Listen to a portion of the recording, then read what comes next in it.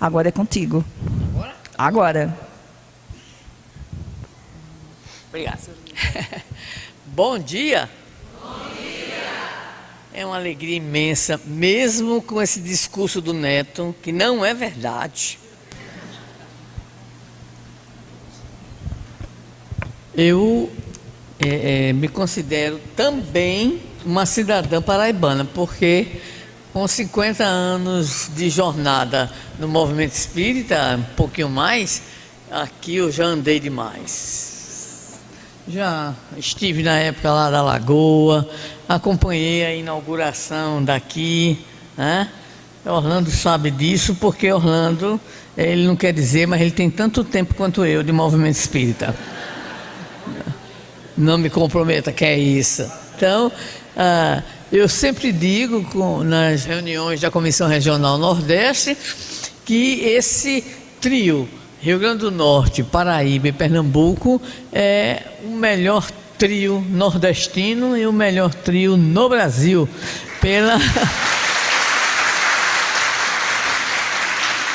pela integração profunda, né, entre todos nós.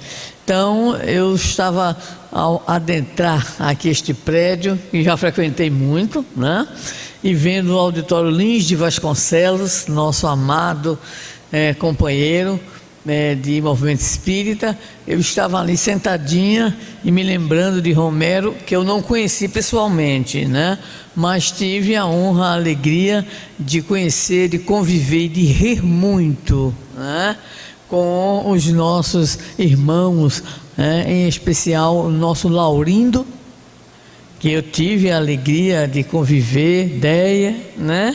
E o meu saudoso Raimundo. Não é possível que eu não consiga ver Raimundo, né? Raimundo é uma figura histórica, não apenas na Paraíba, mas no movimento espírita nacional. Lembro-me de Raimundo no Conselho Federativo Nacional, que quando perguntavam assim o tempo, né? Então ele era o mais antigo.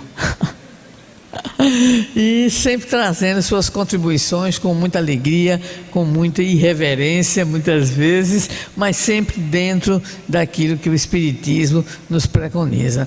Então é uma alegria muito grande estar aqui com vocês.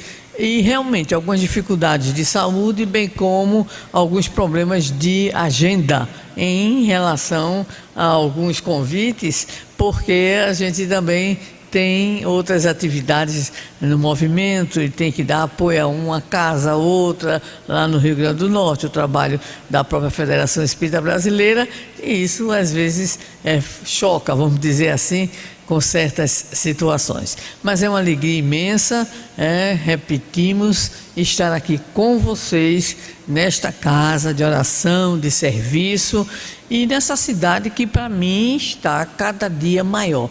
Todos os amigos que eu conheço, que estão de fora morando aqui, amam João Pessoa.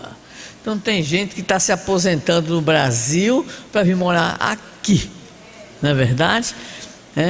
E aquela alegria de estar na orla, morando ali perto, frequentando as praias, um nível de segurança invejável, pelo menos é o que eu sei, né? Se não for, vocês não digam não, para não me decepcionar, tá?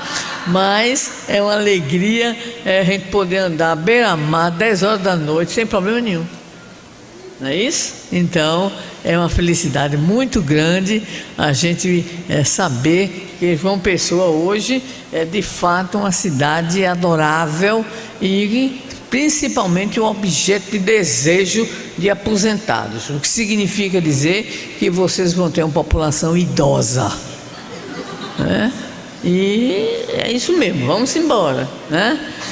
Muito bom o grupo musical da federação, todo o layout da entrada, muito bonita, a casa está muito bonita, muita planta também, eu achei que eu não tinha visto, acho que foi alguma coisa diferente que aconteceu, não é isso?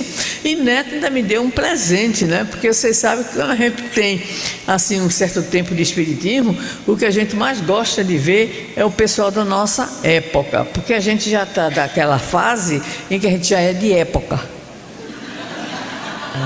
Então ele disse assim para mim: quem vai jantar com você é Persíncula. Eu digo: fala-me, Jesus, conheço há mais de 30 anos. Ai, maravilha. E aí ele disse: mas que presente bom. Aí veio Queiroz, está disfarçando também, mas é velhinho também no movimento, né? Orlando já disse que ele tem mais de 50. E assim por diante. Já viu Naco? Olha, Naco. Agora, Naco descobriu a elixir da juventude.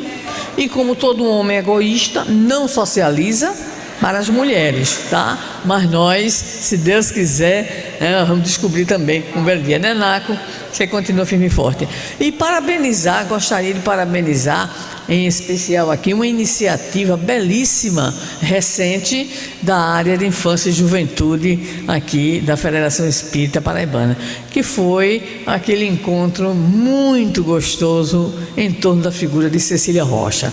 Não poderia deixar, né, de parabenizar, foi muito gostoso.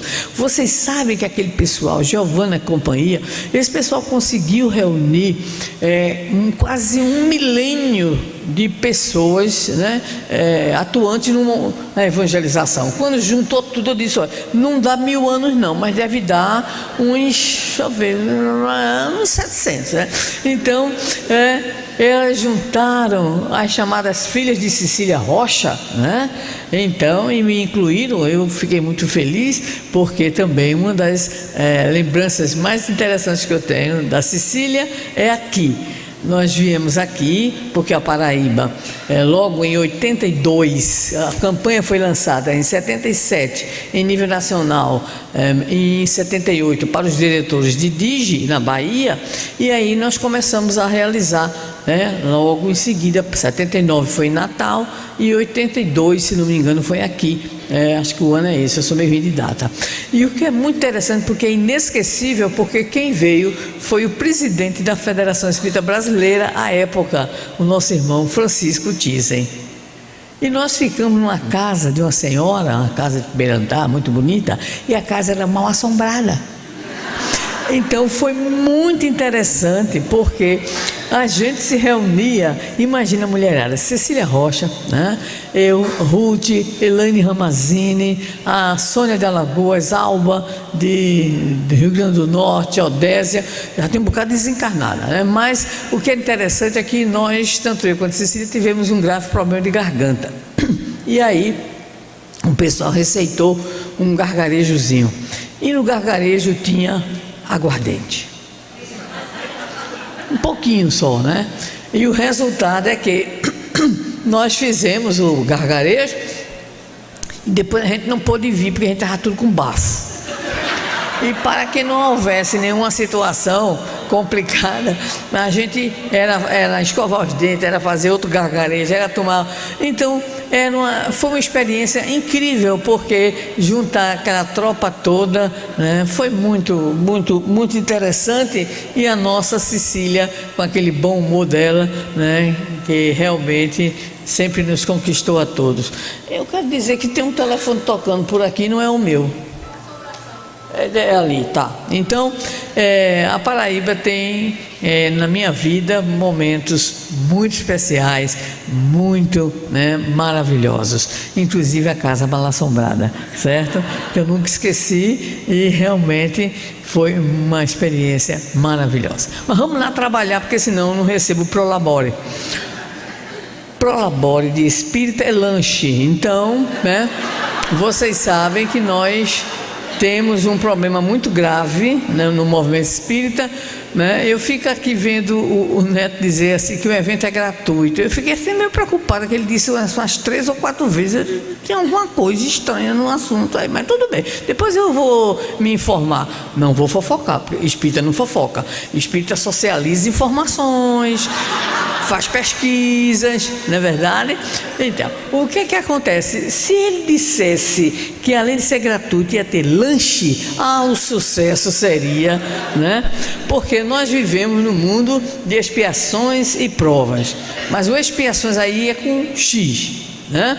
Mas existe outro mundo entre os espíritas de expiação com S e prova, que é a mesa do lanche. Expia e prova, expia e prova. Então, a culpa disso, eu estimo dizer que é de Jesus. É de Jesus a culpa. Por quê? Porque fez aquele milagre, né, da multiplicação dos pães e dos peixes. Por sinal, nós estávamos achando que o peixe era tilápia. Então, quem não gosta de tilápia, trata de gostar. Eu não gosto, mas eu tenho que gostar. E aí Jesus fez aquelas 2 multiplicações, né, dos pães e dos peixes, e foi um festival gastronômico tão sério que sobraram cestos e cestos. E para confirmar Jesus, Bezerra de Menezes ainda veio nos dizer que era necessário reunir os espíritas e alimentar. Não sei por que ele foi dizer isso, porque ele sabe, né, exatamente a nossa situação. Então, vamos lá, porque senão a gente não tem prolabore. E foi só para saber se vocês estão acordados, né? Graças a Deus estão. Bem, então nós fomos convidadas para apresentar para vocês algumas reflexões. Volta aí só para ver o nome certinho, porque pode ser que eu me abestalhe. Muito bem. Então é a geração nova e as mudanças na sociedade em que vivemos. Ô sociedade complicada. E parece que a cada dia que passa, mais complicada, não é verdade? Então a gente vai tentar trazer aos nossos queridos amigos e irmãos uma mensagem de esperança, porque o espírita não pode ser pessimista. Emmanuel diz em Via de Luz que não pode ser angustiado. Muito obrigado, meu anjo. Não pode ser angustiado, não pode ser choroso. Então, né, a gente vai aprender a lidar com essas situações que a vida atual nos apresenta. Então, o primeiro convite é para que nós ouçamos, né, já que o nosso tema é a geração nova, o Grupo Acorde, que tem que prestigiar, não é verdade? Então, nós vamos aí pedir ao nosso Queiroz para soltar o Grupo Acorde cantando para nós. O grupo é paraibano, mas os autores são potiguares, para fazer a dupla, né? Então, quando você puder soltar, você avisa e a gente solta. Título da música: Nova Geração. Eu acho que é de Adriano e Hércules, 2 almas penadas lá do movimento espírita potiguar. E aí? Só na caixa. Ele está procurando a caixa. Diz, meu bichinho. Enquanto não acha, eu continuo. Certo? E a nova geração foi exatamente escrita em homenagem ao capítulo 18 de A Gênese, que é o capítulo que encerra a codificação propriamente dita. O menino, ele achou 2 caixas, não foi uma caixa só não. Pode colocar. Então, em homenagem ao item, a nova geração, contido no capítulo 18 do livro A Gênese.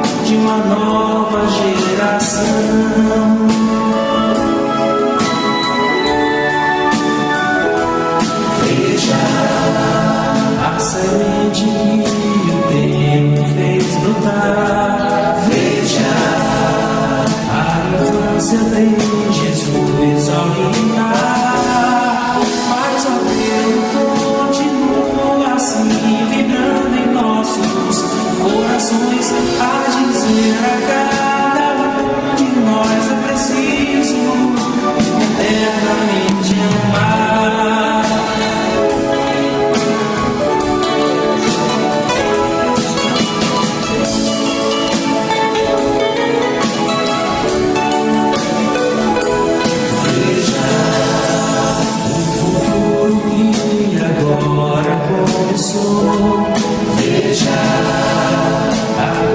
criança já pensando no amor, e o sorriso vai seguindo, vai fazendo de paz, união, e brincando vai arando até o solo de uma nova geração.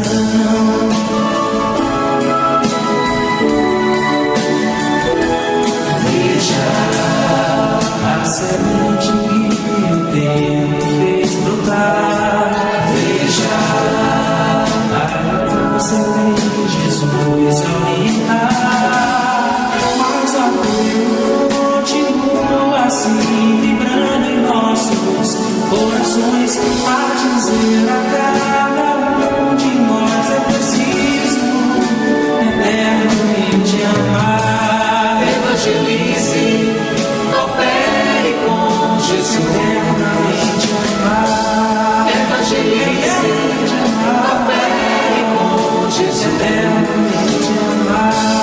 Evangelize, coopere com Jesus. Eternamente amar. Evangelize, coopere com Jesus. Eternamente amar. Evangelize, coopere com Jesus. Eternamente amar. Evangelize, coopere com Jesus. Eternamente amar. Evangelize.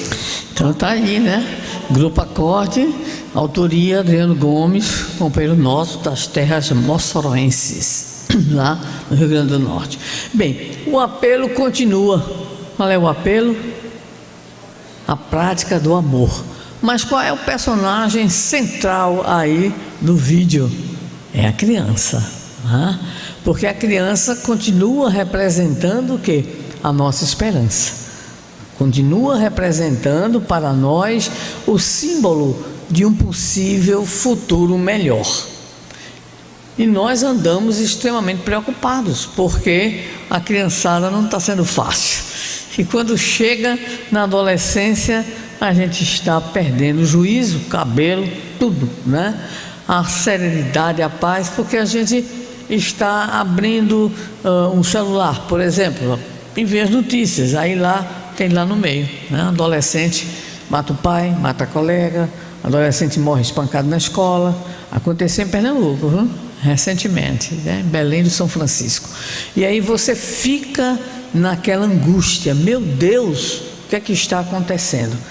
Porque se nós temos a questão 383 do Livro dos Espíritos, que nos fala exatamente de que é nesse período da infância que o espírito ele é mais acessível às impressões que recebe, Kardec, antecipando discussões que só aconteceriam, né, décadas depois, ele vai indagar sobre a razão da mudança que tem certos espíritos a alcançarem a adolescência.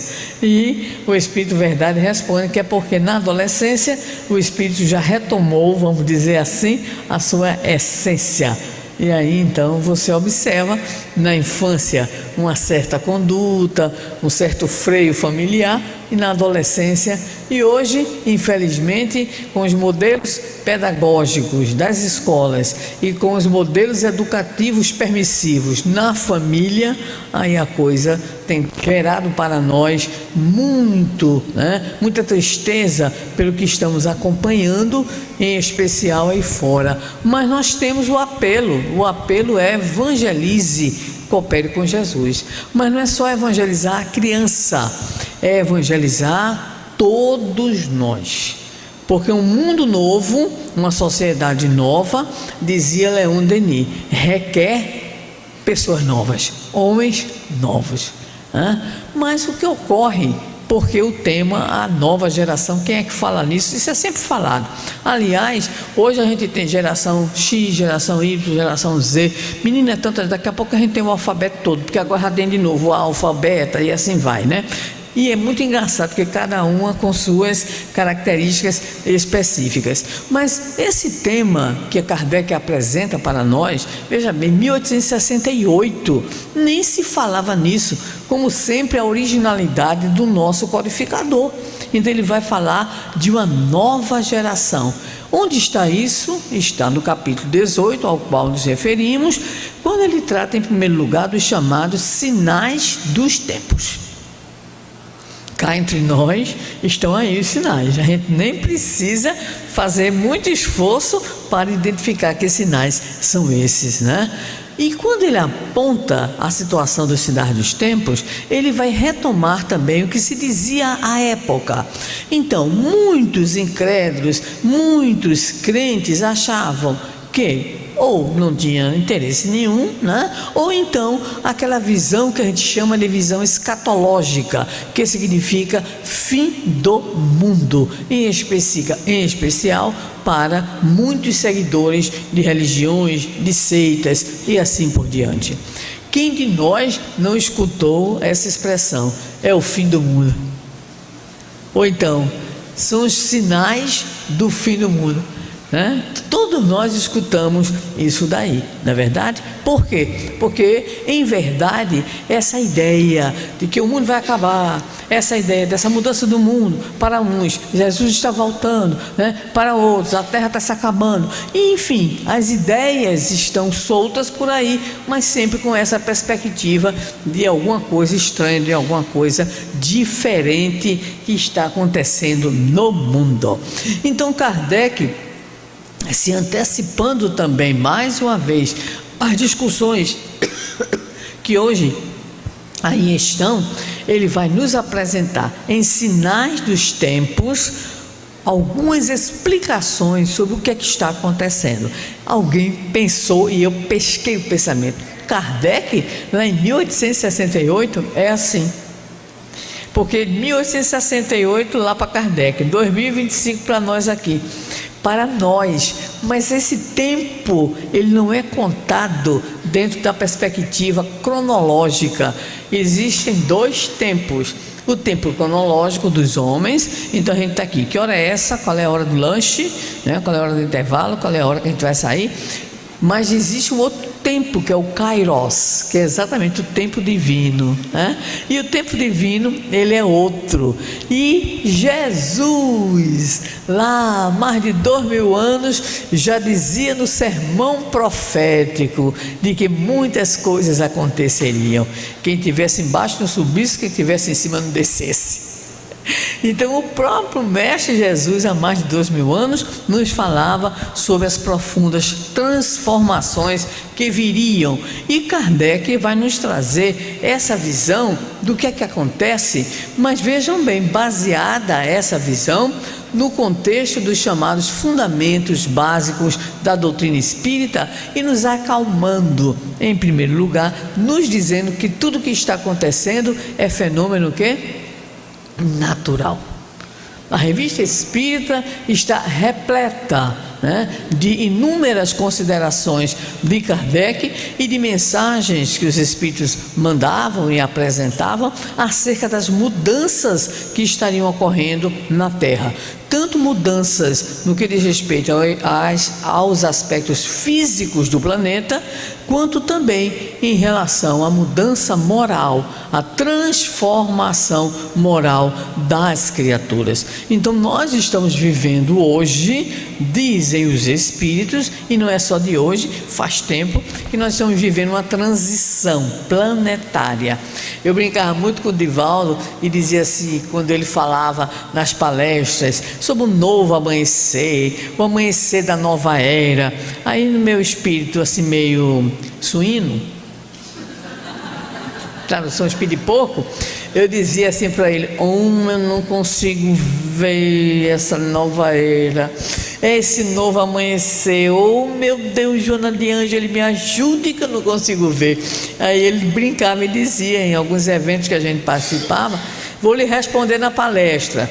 Aí lá na palestra, de repente ele dizia assim: pessoas que têm dificuldades de entender o novo amanhecer. Aí eu: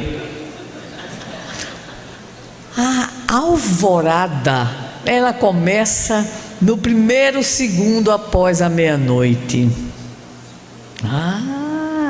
Aí quando a gente se encontrava nas salas VIPs dos encontros, eu dizia: agora entendi, Divaldo, é porque a gente tem uma madrugada todinha de treva. E se ele tivesse aqui, eu ia dizer para ele, eu não disse? É muita treva ainda até que cheguemos aos albores do nascer do sol. E como Marco Lima não está aqui, eu vou fazer uma homenagem a ele, porque nós sempre brigamos em todos os eventos onde é que o sol nasce primeiro. Ele morre de dizer que é aqui em Cabo Branco, eu morro de dizer que é em Natal. Como ele não está aqui, eu vou dar o braço a torcer, é aqui mesmo. Então, o alvorecer da nova era vai começar onde? Respondam, onde é que vai acontecer se nascer na nova era? Na Paraíba. Tá vendo, Neto? É na Paraíba que vai acontecer, né? Então essa nova era, ela já é falada, essa nova geração já é falada, esses albores que virão trazer não só esperança, porque a esperança a gente que é teimoso a gente tem, mas principalmente as mudanças que a gente quer ver na sociedade. Aí é que a coisa pega, né? Porque a gente tem a esperança, mas a visualização de mudanças reais, estruturais dentro de uma sociedade, aí a coisa é mais difícil. Então o que é que Kardec nos diz? Você passa para mim, por favor, aí, meu amor. Ele nos diz exatamente que nós estamos nessa chamada passagem da velha geração para a nova geração. E o que seria a velha geração? Nada a ver com idade cronológica. Tem a ver com cabeça, coração e mãos, a famosa trilogia de Pestalozzi, tá? Então, quando a gente diz velho, novo, não é aqui nesse sentido kardeciano, nada a ver com a idade cronológica, mas com característica. Quem é que faz parte da geração que precisa mudar? Da geração que ainda se mantém com características bem próprias de um mundo atrasado, de predominância do mal. Então Kardec nos apresenta as características da chamada velha geração. Esse velha é no sentido de uma geração que precisa mudar, que precisa se atualizar, que precisa se transformar. Então ele começa: espíritos revoltados contra Deus. Data vênia, Kardec eu diria, e ainda tem uma tropa que é traumatizada com Jesus. Por quê? Porque a gente tem um bocado de gente que tem horror a Jesus no mundo. E isso foi, vamos dizer assim, o resultado de guerras religiosas perpetradas pela igreja e pelas perseguições das várias denominações ditas cristãs no mundo ao longo. Não é só, por exemplo, a partir das cruzadas da Idade Média, não. E para quem tiver curiosidade, dizem os estudiosos, os pesquisadores, que as perseguições prosseguem, não só daqueles que se dizem cristãos em relação aos não cristãos, como aqueles que são cristãos perseguidos pelos que odeiam a Jesus. Fizeram levantamento recentemente, nós temos neste milênio já 1.600 mártires cristãos perseguidos nas mais variadas culturas, em especial aqueles que se encontram em culturas islâmicas, por uma questão de ódio. Inclusive o nosso prezado Maomé admirava Jesus, mas não adiantou, os seus seguidores, muitos deles alimentam um sentimento de ódio em relação ao Cristo. E o que é que ocorre? É a revolta contra Deus. Mas eu vou perguntar e vocês vão me responder uma ou duas palavras. Por que eles se revoltam contra Deus? Por que há revolta contra Deus? Qual é a palavrinha que de repente as pessoas não conseguem entender vinculadas a Deus? Pode usar uma, pode usar duas, pode usar, mas são duas principalmente. Por que há tanto ódio e tanta revolta contra Deus? Porque as pessoas não acreditam num Deus de amor de justiça é a palavrinha-chave, as duas palavrinhas-chave, amor e justiça. Quando a gente abre os noticiários, vê os noticiários, muitas famílias vão exatamente diante da morte violenta de seus membros. Aí muitos, graças a Deus, têm uma atitude diferenciada, mas algumas pessoas, algumas famílias, diante da dor, da perda e da perda violenta, já levanta a questão da justiça divina, né? Do amor divino, da impunidade e assim por diante. Então, espíritos são revoltados contra Deus por N motivos, mas principalmente por desconhecerem a Deus como Deus de amor, de justiça, de sabedoria. E isso Jesus nos apresentou. Essa visão divina Jesus nos apresentou, nos dizendo que Deus era justo, fazia com que chovesse sobre justos e injustos, que o sol brilhasse sobre bons e sobre maus. Disse Jesus que Deus não quer de forma alguma que uma ovelha do seu rebanho se perca. Deus trabalha, Deus é amor, Deus perdoa. Quem de nós não se deliciou ainda com a interpretação da parábola do filho pródigo? Eu recebi um card há umas semanas atrás que eu achei lindo, eu tenho divulgado em todas as minhas falas. O card dizia assim: quando Jesus narrou a parábola do filho pródigo, foi para lhe dizer que o que quer que você tenha feito, volte. O Pai lhe espera. Olha que coisa maravilhosa, hein, Orlando? O Pai lhe espera. Porque quando Jesus narra para nós a parábola do filho pródigo, Ele está nos falando de um Deus de perdão, que aceita que o filho que está errado volte. E recebe com alegria, não recebe com chicote na mão, não. Recebe com sandálias havaianas e churrasco. Então, nós temos que saber que esses que são os revoltados contra Deus, a grande dificuldade é perceber, é compreender como é que a justiça divina se manifesta. Aí era necessário que eles prestassem atenção na palavra de Jesus, que está tanto no Evangelho de Mateus como no de João, que é a grande síntese da justiça divina, quando Jesus pronuncia as sábias palavras: a cada um segundo as suas. É o mais perfeito pensamento de síntese sobre a justiça divina, nos assevera o Espírito Emmanuel. Mas seria necessário para essa criatura, como para todos nós e para outras também, que a doutrina espírita viesse nos explicar o mecanismo da justiça divina, nos explicando a razão da dor, a razão do sofrimento. Seria necessário que nós atingíssemos a compreensão não apenas do a cada um segundo as suas obras, mas principalmente a visão de como nós, os espíritos, filhos de Deus, criamos a dor para nós. Através de quê?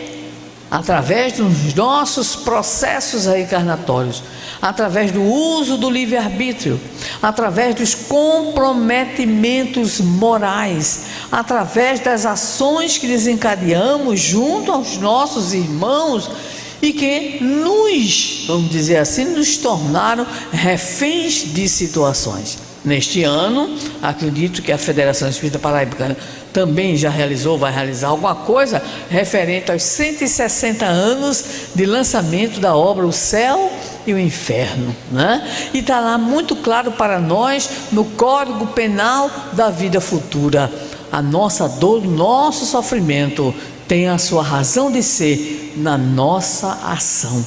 Nós geramos ações no uso do livre-arbítrio, mas essas ações, elas estão reclamando a nossa, vamos dizer assim, reinvenção. E ela exige de nós arrependimento, que nós suportemos as expiações e que nós busquemos o quê? A reparação. É a trilogia famosa do Código Penal da Vida Futura. É o arrependimento, é a expiação, que é a consequência, né, das nossas atitudes, e o processo de reparação. Então, quando o sofrimento chega, quando a cobrança bate na porta do indivíduo, ele se revolta contra Deus. E aí não quer escutar, não quer pensar, não quer conjecturar. E aí só alimenta o quê? A sua revolta interior. Mas a outra característica da velha geração, que é a propensão instintiva às paixões degradantes e aos sentimentos, né, antifraternos, como egoísmo, orgulho, inveja, ciúme. Então essa velha geração, além da revolta contra Deus, apresenta exatamente essa propensão. E é essa propensão que faz com que a criatura, no dia a dia das relações sociais, ela então imprima uma qualidade negativa. Então você vai encontrar aí aqueles que são os egoístas de carteirinha, e manifesta esse egoísmo das formas as mais, né, comuns do cotidiano: a displicência, o orgulho, a vaidade, o preconceito racial, o preconceito e a intolerância religiosa, o preconceito geográfico. Alguém pode dizer, e tem esse? Tem, né? Existe um vereador aí, uma alma, que aqui a gente no Nordeste chamaria uma alma cebosa. Já ouviram essa expressão? Alma cebosa. Essa alma cebosa, numa cidade lá de Santa Catarina, que é o estado mais europeu. Aí ele propôs uma lei lá na cidade dele para impedir que nordestino vá morar lá. Quando você lê isso, dá vontade de dizer assim: Senhor, permite que ele desencarne. Mas, Senhor, já renovada pela doutrina espírita, permite que ele reencarne no Nordeste. Mas não dá, Senhor, para ele. Não dá o litoral, não. Não sertão brabo. Então, sertão para ele, né? Para ver se ele vai melhorando. Mas já pensou a criatura há alguns 20, 30 anos, talvez no máximo atrás, meu sobrinho fazia seleção, né, lá em São Paulo para residência. Ele, não foi ninguém que contou, ele viveu na universidade lá, uma escadaria, e uns de lá gritavam assim: fora nordestinos.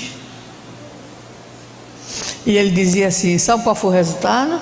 Eu digo: qual? Os primeiros lugares para residência foram todos nordestinos.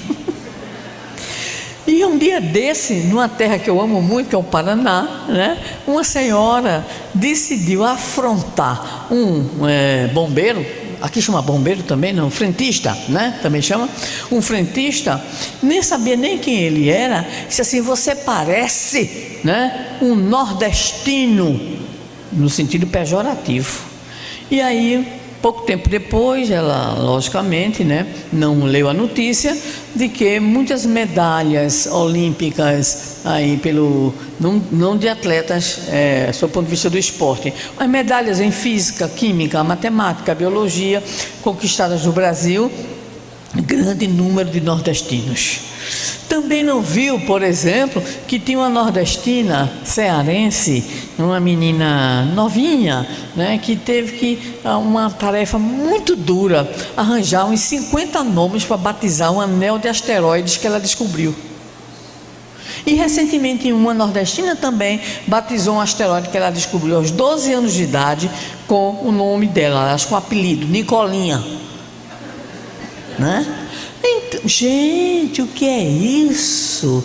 A gente pensa que não tem, mas tem, né? Então isso é fruto de quê? É fruto do egoísmo, é fruto do orgulho, que vai se manifestar então nessas diversas condutas que são condutas de agressão social.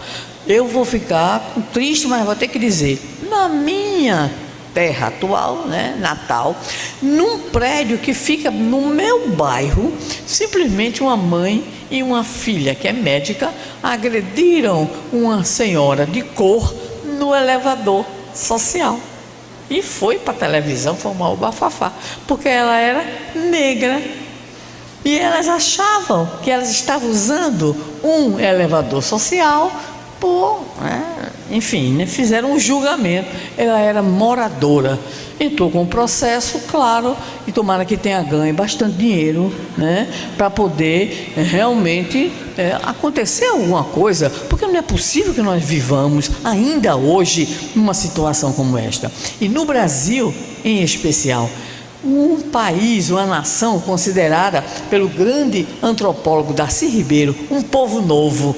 Característica do povo novo: mistura. A gente é tudo misturado, tudo misturado. Haja o quê? Sangue indígena, sangue africano e sangue português, né? Deve ser uma parte mais complicada, inclusive do nosso sangue deve ser essa última, com todo respeito. Olha o preconceito, Sandra. Então, o que é que ocorre, né? É que nós somos misturados. Alguém disse assim: e você branca desse jeito? Preconceito do meu bisavô.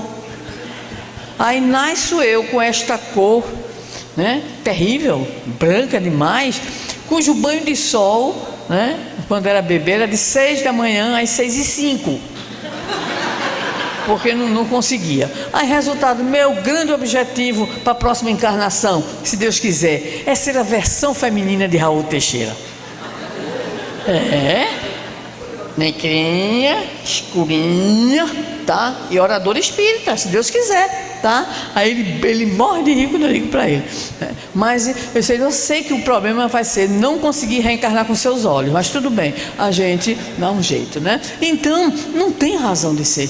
Mas os espíritos da velha geração são assim. Aí, por que a gente precisa dizer tudo isso? Porque cada um de nós aqui sabe qual é o preconceito que tem. Cada um. Lembro-me do grande educador pernambucano, sobre o qual tive a honra de estudar, escrever e apresentar a tese, Paulo Freire, que combatia muito exatamente a questão do preconceito. E quando foi um dia, ele foi à África, uma universidade, e lá de repente o reitor, pró-reitor, enfim, uma autoridade da universidade o chamou para passear no campus da universidade. E quando eles foram, o cidadão simplesmente pegou a mão de Paulo Freire, e pegou com força, e foi andar de mão dada com Paulo Freire. E Paulo Freire começou a ficar incomodado.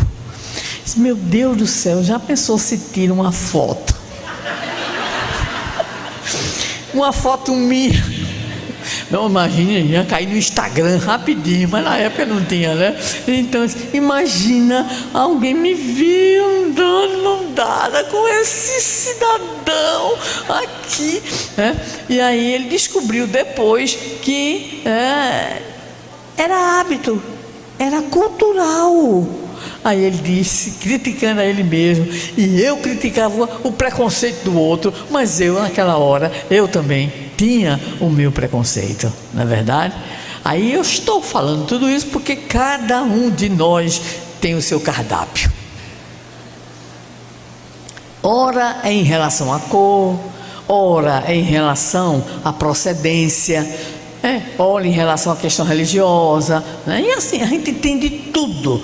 E a gente se surpreende quando a gente vê, por exemplo, preconceito com mulheres em relação à direção. O caba de repente está enfrentando, vai ver que é uma mulher dirigindo. Aí o caba diz, e não é. Muitas vezes é homem, né? Ou então a gente tem preconceito contra opções sexuais, né? Então ontem eu estava ali no shopping Mag, que eu soube que o fundador... Não, vocês estão inventando. Eu já descobri que quem construiu queria que fosse chamado MAG. E em respeito eu chamo MAG. Mas o povo americanizado, inglesificado, chama MEG, mas é MAG, tá? E tinha lá exatamente a proibida qualquer tipo de preconceito contra a orientação sexual, pá. Mas cá entre nós, quem de nós não se surpreendeu ao ver o casal homoafetivo desfilando de mão dadas? Quem de nós não levou um susto? E assim, depois a gente diz, não, senhor, a gente tem que respeitar. Mas, por exemplo, a gente viu, né, lá em Natal, em pleno shopping Natal, eu moro bem pertinho do shopping Natal, em uma pesquisa perguntaram, quantas vezes vem ao shopping? Eu disse, 4 todo dia, né? Mas tudo bem. Aí você vê 2 barbudos de mãos dadas. Você vai dizer que você não se surpreendeu?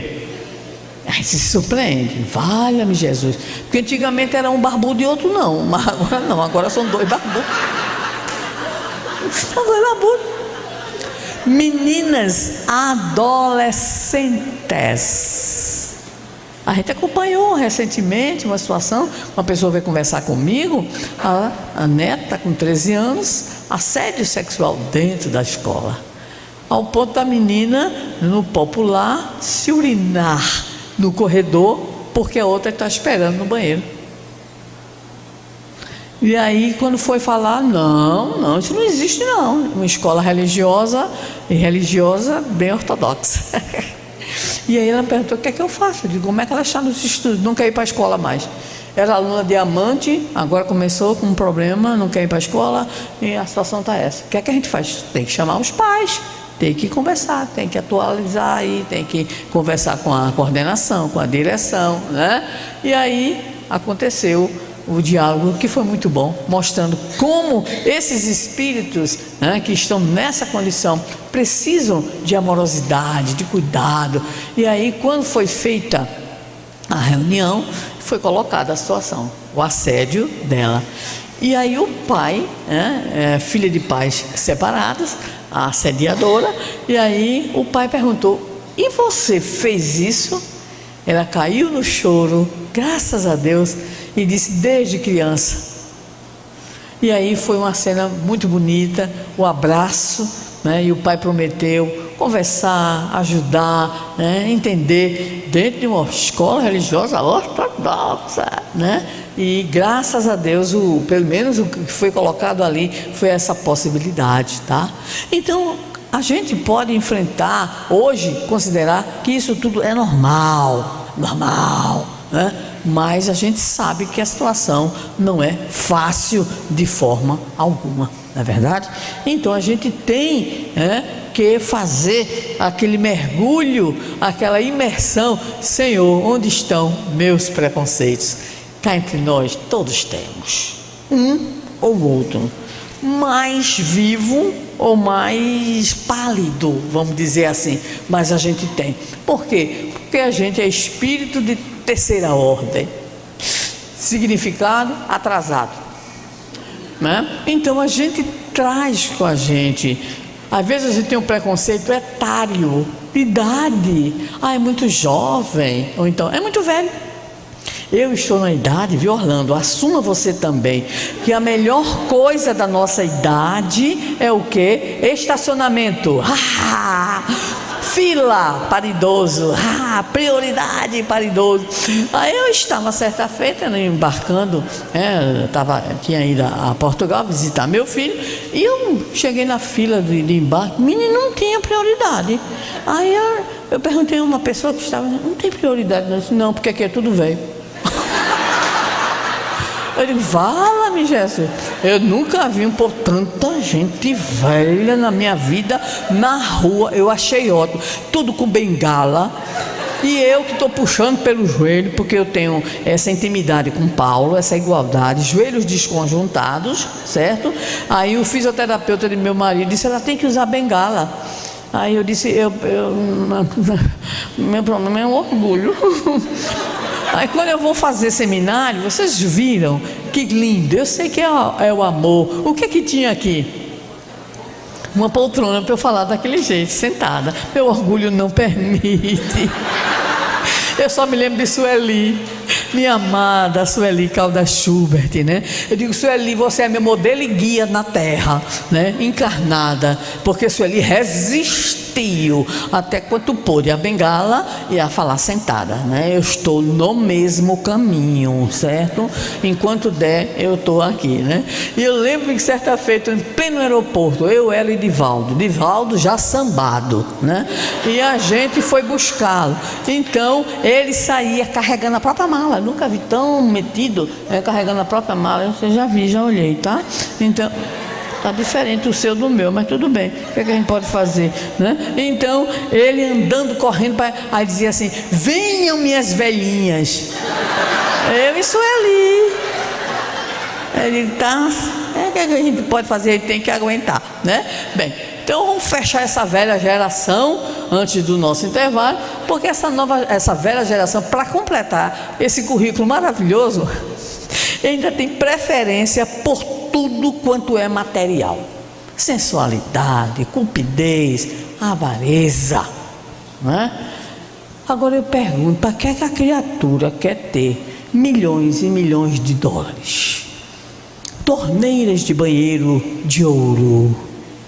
Aí eu lembro, acho que é uma lenda, né? Que ele diz exatamente que tem um ditado, antes da lenda tem um ditado que diz assim, não sei quem é o famoso, chegamos sem nada, né, na vida. Aí a gente luta para ter, aí morre, aí não tem mais nada para levar. Quer dizer, é uma coisa estranha, nasce não tem nada, né? Morre não leva nada, mas passa a vida toda, né? E diz que Alexandre o Grande, essa é uma lenda, acredito, né? Ele pediu para ser conduzido pelos médicos, né? Quando ele morresse, para mostrar para eles que eles não são donos, porque vocês sabem que os médicos, com todo respeito a quem está aqui é médico, se dividem em dois grupos: os grupos que habitam o Olimpo dos deuses, né? E os que estão na fila de espera. E eu sou de família de médicos. Mas os de lá, os da família Pereira, são da velha guarda, né? Graças a Deus. O que é a velha guarda da medicina? É os que são por amor. Por sinal, só para dar uma declaração, quando eu fui descobrir um diagnóstico de câncer que eu tive em 22, eu só encontrei anjos bons, os médicos bons. Eu não devia estar falando isso aqui, só porque eu não tenho vergonha na cara, né? Mas só encontrei médico bom e maravilhoso, certo? Então, é verdade que isso depende de cada um. Bem, e finalmente são espíritos viciosos. Então, quando não tem vício, conseguiu superar o vício do fumo, o vício do álcool, o vício do sexo, aí está no vício do tigrinho. Tu está rindo porque é verdade. E o tigrinho, ele é miserável. Eu tenho nesse setembro amarelo, tem uma alma que me aparece, um amigo do filho meu, menino, enfermeiro. Tigrinho pegou ele e ele cometeu o ato impensado, né? Então, essa velha geração que cá entre nós, se não for a maioria na população terrestre, é a que faz mais barulho. O que é que está lá no livro dos Espíritos? Que os bons são tímidos. Então é preciso, e essa é uma das mensagens que a doutrina espírita nos dá, é preciso que saiamos da timidez da prática do bem, da timidez do testemunho do amor, da nossa busca de coerência com o nosso pensamento renovado pelas luzes do Evangelho. Bem, eu por mim teria mais algumas, já me passaram o bilhetinho, então no bilhetinho a gente vai para o intervalo. Fiquem felizes, porque o segundo momento é sobre a nova geração, e vocês vão descobrir que vocês são da nova geração.